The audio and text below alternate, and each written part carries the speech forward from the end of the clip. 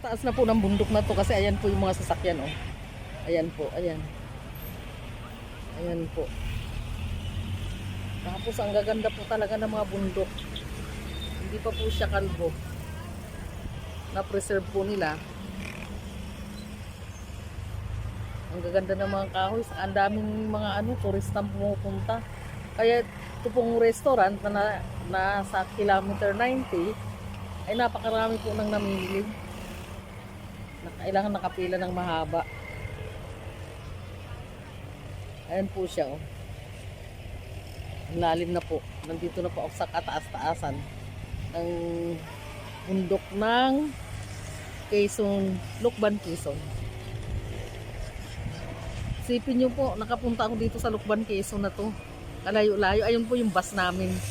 Ayan po. Yung bus namin. Mura nga lang po ang arkila. Bawat isa po sa amin, 1,000 lang po. Ayan po. Ay amura lang. Tapos Quezon Province pa yung pinuntahan namin. Pag napunta po kayo dito, ma-appreciate nyo po ang mga bundok, ang mga punong kahoy. Basta kayo marunong magmahal sa kalikasan. Ayan po. Akyat pa po ako doon sa kataas-taasan. Ayan. Doon po.